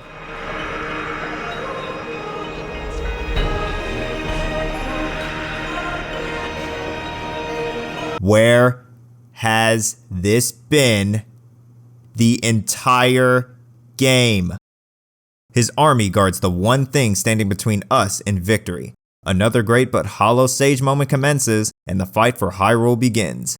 It essentially is fighting what you've already fought for the first 95% of the game, but in 3 waves, so for the sake of time, we're just going to get to the good part. Ganondorf's fight is pretty alright. Dodging his attacks require a good memory and a close look at his sword to see if you need to backflip for horizontal attacks or if you need to sidestep for vertical attacks. He also flurry rushes your own flurry rush, so you have to flurry rush the flurry he rushed after flurry rushing your flurry rush in order to land an attack. His second form's health was a funny subversion of your expectations. He definitely got more difficult in this form. It was borderline annoying because of all the other clones wombo comboing me by alternating each of their attacks, but it was still a good boss fight nonetheless. After defeating him again, he eats his sacred stone and turns into a huge dragon, bringing about a final spectacle fight. It was alright, but it was a bit boring. The cutscene that set the stage was full of action, but the fight itself was slow. You jump off of the light dragon and land on his back to take out his weak spots. Now, I'm not going to say that Breath of the Wild spectacle fight was godlike or anything, because that fight was just as easy as well, but riding around on a horse working to dodge his attacks while shooting at him with a bow of light felt so much more active than just jumping off of an automatically controlled dragon and falling onto a weak spot to slash to death. Yeah, ending him for the second time was a cool QTE and all, but jumping off of my horse to trigger bullet time followed by Zelda yelling for me to finish the job still gives me chills to this day. The Master Sword gets put into his weak spot, and he disintegrates for the last time. I think. Hyrule is safe once again, and the main story finally comes to its end. But not really though. This is where I go over the events of the main story I omitted for the sake of laying the rest of it out in an intelligible chronological manner. This will finally include the memories as well. Luckily, this is where my mood towards the story starts to pick up. Unluckily, there wasn't too much of a bar to pass in the first place, so that really isn't saying much. But without further ado, let's recall to the beginning and go through it all one last time so that we can all go home.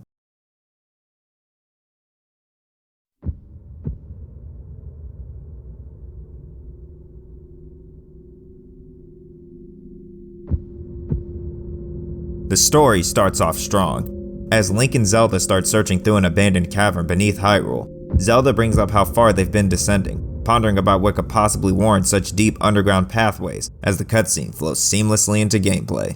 The darker, ethereal, more serious tone shows promise.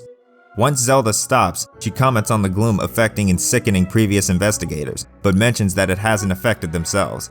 Knowing this, she reassures herself to go deeper, cutting the tension of the unknown with a breath of relief, knowing that Link is on her side. The Master Sword glows, giving us the sign that we're in the thick of it now.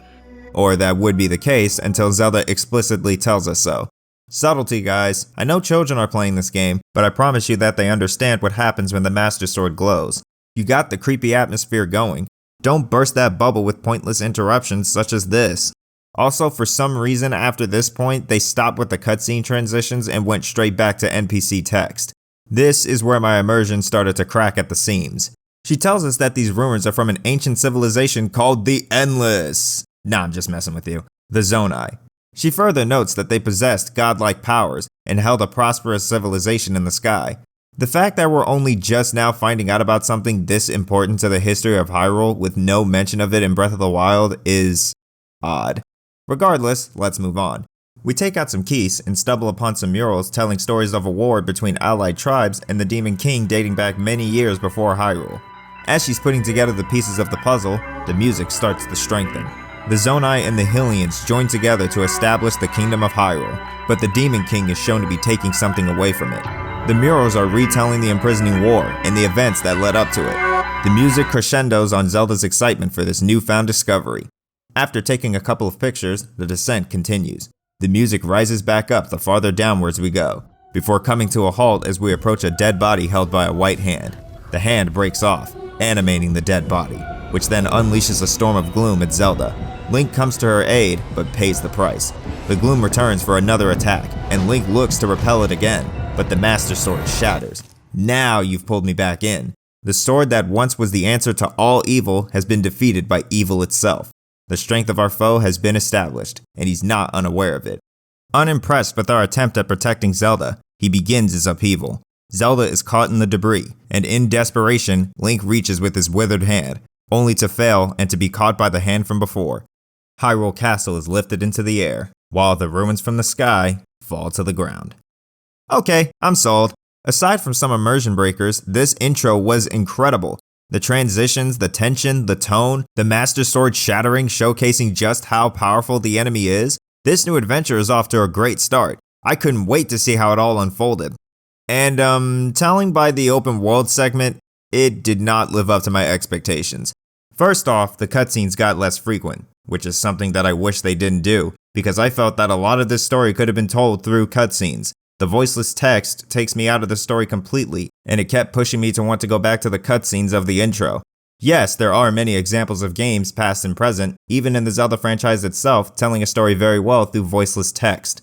It's not that I have a problem with voiceless text as a whole, it's that when you establish your story with seamless cutscene to gameplay transitioning, you start setting expectations. Whenever a cutscene begins, I always find myself becoming lost in the story, but then I roll my eyes with a sense of annoyance that I thought only Genshin's garbage story could hit me with whenever the cutscene faded to black and the voiceless text bubbles reappeared.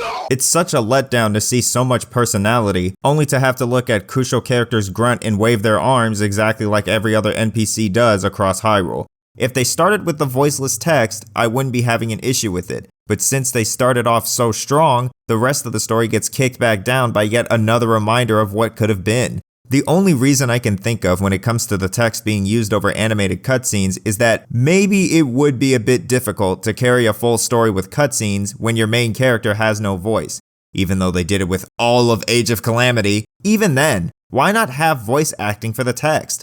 I know I just trashed on Genshin, but at the very least, they have voice acting for their endless walls of text. So if Genshin can do it, why can't Nintendo? Maybe it's a nitpick, maybe I'm being pompous, let's just move on. Secondly, like I mentioned before, the various points of interest always started with some strong conflict that could have made for good character growth, but got resolved almost instantly in the same breath. There was never enough time to bond with the characters, and it left the third act hanging with absolutely no foundation holding it up. The weight of it all is just as empty, if not emptier than Breath of the Wild. It seems to suffer from the exact same issues it did previously and then some, which is doubly detrimental considering that this sequel took 6 years. And the worst part about all of this is that the community wasted no time rushing to excuse Nintendo with the age-old, but nobody plays Zelda for the story anyways card, as opposed to criticizing them for their back-to-back storytelling blunders. And to that I'd say, stop it.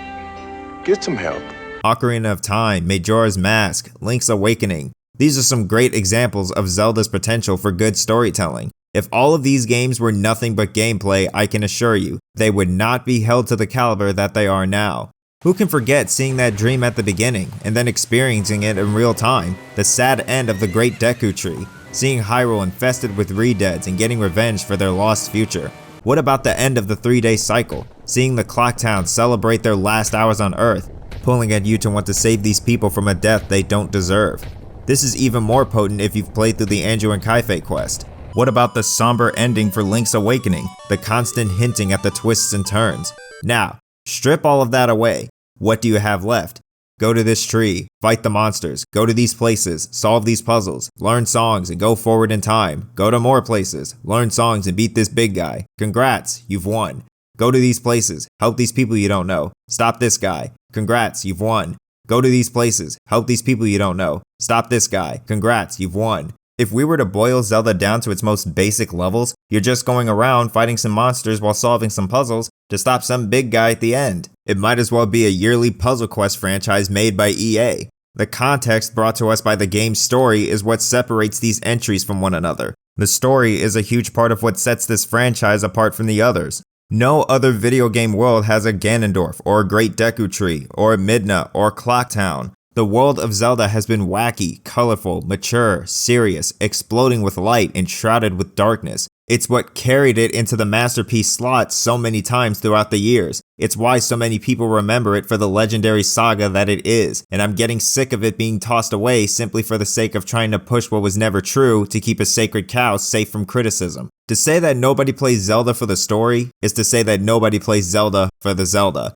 If you play it solely for the gameplay, that's fine. No one can or should take that away from you. If people started saying that nobody played Zelda for the gameplay, I'd be arguing against that too. My point is that you cannot use that as a blanket checkmate the moment somebody starts calling the credibility of the piece of media/art into question. Because even if, in a perfect world, nobody played Zelda for the story is still in the game anyways, and it doesn't matter whether the developers half-assed it or not. They thought it was good enough to be released to the public for $70, so it's going to be judged regardless, as it should be. But Daura, when people make that argument, they're not saying that it isn't bad, they're just saying that it doesn't matter. If they said that the story was bad and stood by that claim, then they would deduct points from their conclusions to the game's quality. Yet people still consider this game to be a masterpiece. If such an integral part of the game was bad, then it should not be deserving of the masterpiece title. At that point, the word itself has lost all meaning. Whenever people say that the story is bad, followed by saying that nobody ever played the game for the story in the first place, it both downplays the lack of effort and below par quality of the story to make it look like less of an issue than it actually is,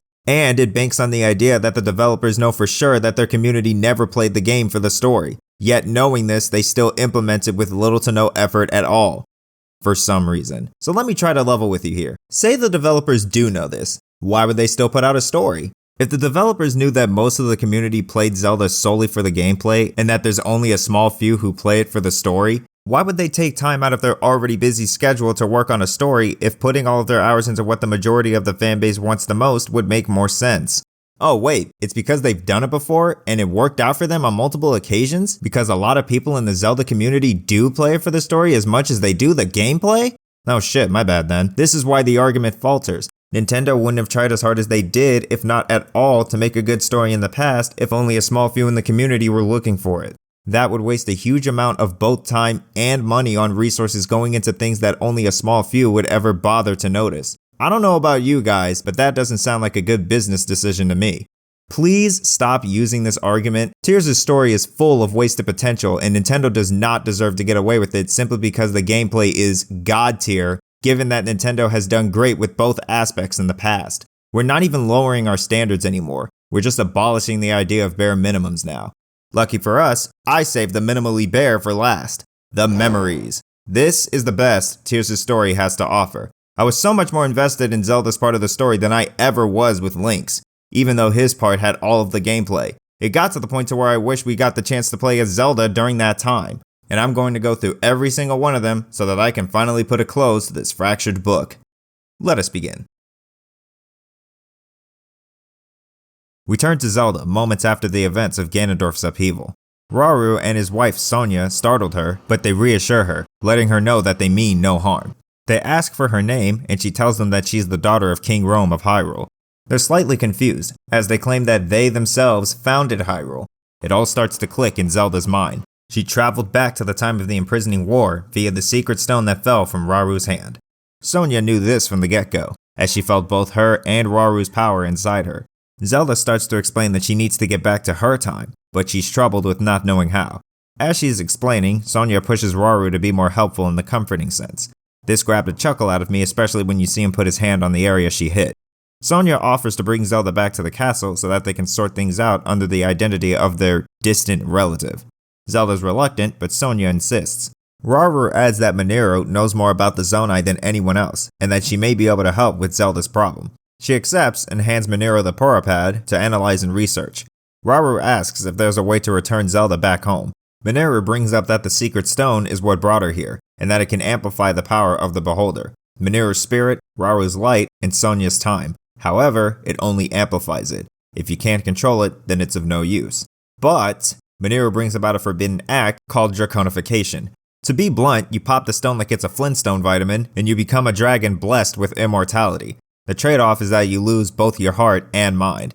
It's much too big a sacrifice, and it seems pointless if you have no direction, so it's back to square one. Fortunately, Rauru has a plan, for Sonia to help Zelda learn more about her powers. After taking his offer, we get our first look at Ganondorf. In this memory, Ganondorf sends a Molduga army barreling towards the castle. With the support of Sonia and Zelda, Rauru Divine Beast blasted the entire wave.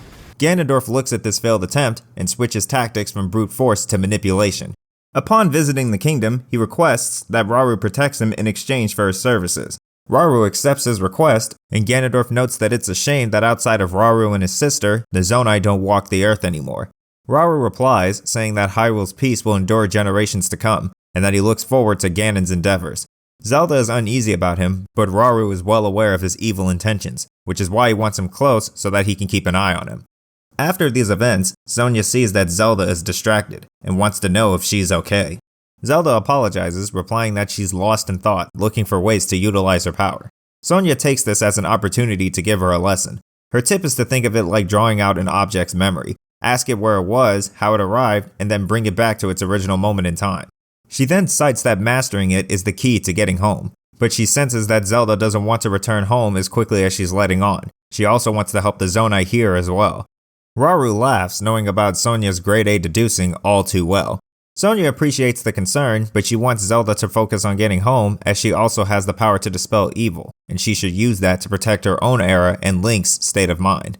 Rauru wants to know more about this Link, so Zelda describes all that he's done in Breath of the Wild, noting how he never backs down from a challenge and that he saved Hyrule from Calamity Ganon.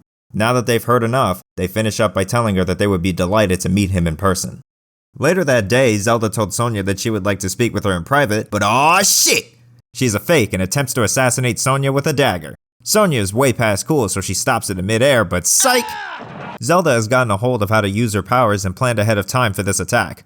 Evil Zelda then rage quits, but psych again! That was a distraction and Ganondorf appears out of nowhere and, I'm sorry, this is just so unrealistic. Look at this shot. Nowhere to be seen. Yet literally 1 second into the next shot, he's within arm's reach? Look at how big that man is. I doubt he could have ran up to her without making any noise, and I highly doubt he would have been able to sneak up on her in the literal 1 second he supposedly is within arm's reach. Even if he teleported, you're meaning to tell me that he did it all without making a single sound? Really? Actually, why aren't they immediately retreating back to Rauru? You just got attacked. What are you looking at? Run! Sound the alarm! Make sure all of Hyrule knows he's here before it's too late! Yeah, I'm going to hell for saying this, but Sonia deserved that one. After Zelda tends to a dead Sonia, Ganondorf's facial animations went up by 500% and he takes advantage of the secret stone. Rauru is raring to go, but Zelda reels him in to fight another day. After retreating, he assembles the sages and hands them their secret stones.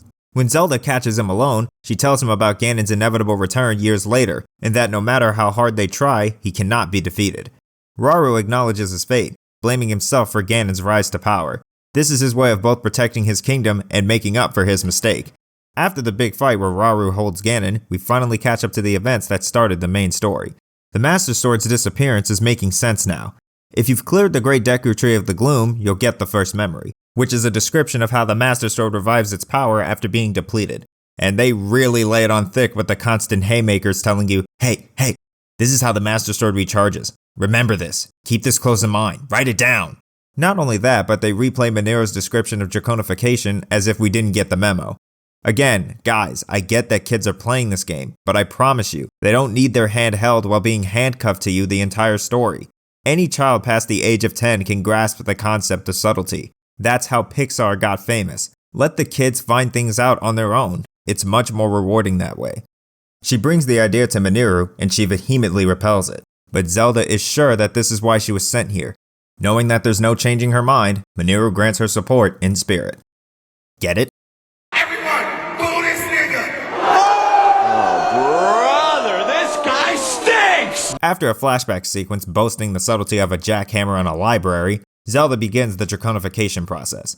She pops the stone like a Flintstone vitamin and undergoes a horrifying transformation sequence into the Light Dragon. No way! The memories end, we retrieve the Master Sword, and the rest is history.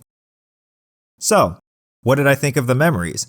First off, I appreciate that they build off of each other and correlate with the events that happened before them, unlike the randomness of Breath of the Wild's memories. They last a lot longer as well, almost 20 minutes worth, and it shows. Rauru, Sonia, and Zelda's relationship is literally father, mother, and daughter. Rauru is rational and protective, Sonia is warm and caring, and Zelda is the lost child in need of direction. Their chemistry with one another is infectious. Rauru and Sonia's temperatures occasionally collide, making for some funny moments. But when they come together to give their nuggets of wisdom, they're unstoppable. It's always an endearing moment to see them lift Zelda up whenever she's full of doubt. Speaking of, Zelda starts to become more confident throughout the timeline as well, even going so far as to make a plan to draw out the evil Zelda and also help distract Ganondorf with a clever use of her powers. Yes, Ganondorf killed Sonia due to cheat codes and Rauru had to sacrifice his life as a result, but I like the dash of autonomy they gave her. Even though she felt lost, she didn't give up on returning to her era, and once she found her purpose, she didn't hesitate to throw her free will away for the Kingdom of Hyrule. See that, Nintendo? You see what happens when there's conflict for a main character, and then you give that main character ample time to overcome said conflict? You get a character arc. Now, what about the things that I didn't like? How did Ganondorf teleport behind Sonia without making a single sound? I still don't believe it. How, Nintendo? Please tell me how a man his size got this close without so much as a squeak from his sandals in 1 second. How? Why didn't Zelda just tell the Hylians and Zonai to not make the divine beasts? If she went back in time and changed history to stop Ganondorf, why can't she change history to stop the Calamity? Actually, if she sacrificed her well-being to become a dragon that spanned 10,000 years, doesn't that mean that Calamity Ganon won? Because if she's a dragon, she wouldn't have been present to seal him away when he takes over the divine beasts. In fact, if we take it further, King Rome wouldn't have even had a daughter because if she turned into a dragon in the past, she directly erased her own past and present. So basically she was never born, yet she still lives on anyways. But what if, by some miracle, King Rome still had her as a daughter? Wouldn't there be an infinite number of light dragons if her newborn self is going through the same events as the one that erased them? This is why time travel is such a fragile storytelling concept. It requires so much care, and yet even the strongest examples still suffer from some kind of paradox. Now put it in the hands of people that unnecessarily retconned a huge part of what made their characters, and you got nothing but a huge clustercluck of a timeline. So let's move on before my head starts to hurt. With how integral Ganondorf is for the conflict of this story, he's not really as present as the story hypes him up to be. You see him at the beginning and then at the end, but with the memories you see him at the middle, and only in one cutscene at the end, which is when he gets locked up. He has the chances to be fully VA'd, and they rarely used it. I never once feared Ganondorf because if it wasn't for the duplicate cutscenes with the Ancestors constantly reminding me of the Demon King, I'd forget we were even in a fight against him. This is another reason why this story suffers. The beginning and the end are the only parts with cutscenes, voice acting, and straightforward storytelling. We started off strong, then we meandered with some cool ideas for conflict that go nowhere for 1 billion hours, and then the game wakes up and gets back to the storytelling when we finish going across Hyrule, but only for a little bit because that Ganon fight was fake, so we have to meander once again, and then we get to the storytelling that we were looking for, right at the final boss's door. The one thing that excited me with the trailers was the cryptic, dark, and mature feel whenever it came to the story bites sprinkled in between. And now looking at the finished product, it was nothing like they promised. The tone from Breath of the Wild to Tears of the Kingdom is completely identical. Aside from the memories, you're not missing much. Just go back to the teaser and lose yourself in the E3 bliss. All in all, the memories were a cool idea. Lots of great themes and a risky end, but there were too many glaring issues holding it back. Despite all that, I still think it's the more entertaining part of the story. Why this part was optional, I have no idea, but if you want to get the most out of your storyline experience, please view the memories as fast as possible. As long as you leave the issues until after you've finished it, you'll get a good look at what this game's story should have been. A story about loss and sacrifice in a war lost to time. I think that's all. Yep, that's it. That's The Legend of Zelda: Tears of the Kingdom. I can't believe it went on for this long, but that's what happens when you review one of the biggest releases of the current gen, both in the expectational aspect and the content aspect. Thank you to all of the people who made it this far. Whether you enjoyed the review or scolded me for my terrible takes, I'm glad you gave me a chance despite how big this review is. Hopefully I didn't waste anyone's time, but I wouldn't bet on it. Now for the main event. What is the verdict? First things first, gameplay.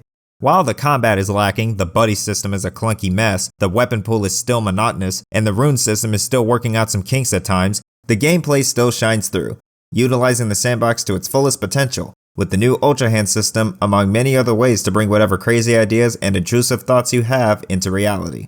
Whether it's in exploration or puzzle solving, nobody's unique style is too far-fetched or too out there for this version of Hyrule. In a triple-layered world filled to the brim with fresh new concepts, there looks to be lots to do. How can anyone decide what to do with all of this game? How will I ever put the controller down? But as you explore this new land, the cracks start to show. High in the sky is a sparse, barren bundle of Hyrule-esque islands, and down below is an empty, repetitive wasteland that becomes obsolete the moment you've harvested enough of its unique material. The shrines and temples are just barely enhanced, and it only shows the most through the Lightning Temple and a handful of shrines. The caves and wells littered around Hyrule lose their mystery after the third or fourth encounter. Enemy variety was taken into consideration, but it was only looked at from a design perspective rather than a how can this change the scope of combat approach, with the exception of the Gleeoks. The failing rupee economy and the scuffed material pool for monster guts and tails has drastically made armor upgrading too much of a hassle to even consider maxing out more than my deity armor. Aside from the good side adventures, new landmarks, and quality of life changes, once you stand back to look at it all, even with the sequel territory, a lot of the bigger problems still stand, with even more problems coming up through the surface. There were so many great ideas, but alas, a great idea is all they're ever going to be. Now the story... It started off strong, but it never went anywhere else interesting after that. The memories carry it hard, but not for long because they're too busy getting crushed by the weight of their own issues in the process. They're not nearly as bad as the main story. There are a lot of great themes, well-crafted characters, and strong moments, and this was amplified by the smooth cutscenes and great voice acting, aside from the miscast of Matt Mercer. I know, I love Matt Mercer, but whenever Ganondorf speaks, all I hear is Ryoma. But when it's out of the honeymoon phase, the various continuity errors become hard to ignore, and soon you get to see the ugly truth for what it really is. All things considered, the game itself isn't awful, but it's not really that great either. It's just okay. Looking at this initially, I thought that it was a bit harsh. I mean, I didn't force myself to play this. I still had fun to some degree. It's a great time killer despite its many flaws, so why not be a bit generous? Compared to the rest of the garbage in recent years, this game seems like a diamond in the rough to me. But then I asked myself, was the game worth the 6-year wait? And did the content it provided size up to the higher price tag? The answer came in an instant. And my answer to that question is that I got the opportunity to play the game for free, and I still feel like I got robbed. Thank you all for watching, Zavork, and have a spectacular rest of your day.